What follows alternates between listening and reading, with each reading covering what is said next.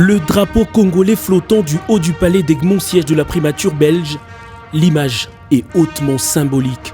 Bruxelles a déroulé ce mardi le tapis rouge pour accueillir le président de la République démocratique du Congo, Félix Antoine Tshisekedi Tshilombo.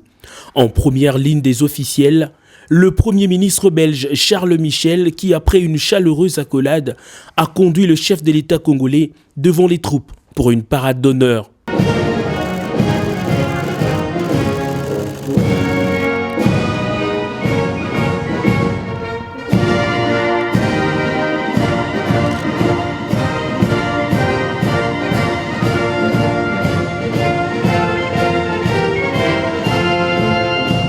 Après les honneurs militaires, les deux personnalités accompagnées de leurs experts se sont retirées pour des discussions approfondies sur la nouvelle ligne diplomatique à mettre en place, ainsi que des possibles partenariats à sceller.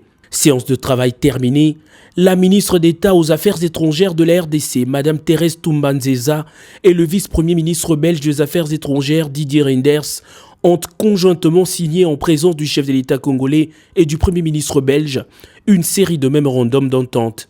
Il s'agit notamment d'un document autour du domaine des affaires étrangères, d'un autre pour les ministères des Finances dans lequel une possibilité de formation des douaniers serait envisagée et d'un tout dernier sur le renforcement de la coopération diplomatique entre les deux pays. La plus grande solennité du jour s'est déroulée au Palais Royal de Bruxelles où le roi Philippe de Belgique a reçu le président de la République démocratique du Congo, Félix Antoine Tshisekedi Tshilombo, pour un échange en tête-à-tête.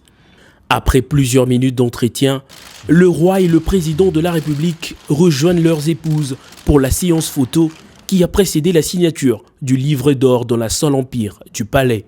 Le couple royal a ensuite convié ses hôtes à un déjeuner offert en leur honneur au salon blanc du même palais. À la sortie du palais royal, le cortège présidentiel a pris la direction du mémorial du soldat inconnu. Sur place, le 5e président de la RDC s'est incliné devant ce symbole de la bravoure de militaires belges, aux côtés desquels ont évolué quelques anciens combattants congolais, liant ainsi l'histoire de la RDC à celle de la Belgique. Ce solennité organisée en l'honneur du président congolais traduit la volonté de la Belgique à renouer les liens diplomatiques avec son ancienne colonie, aujourd'hui plus que jamais État souverain, la République démocratique du Congo.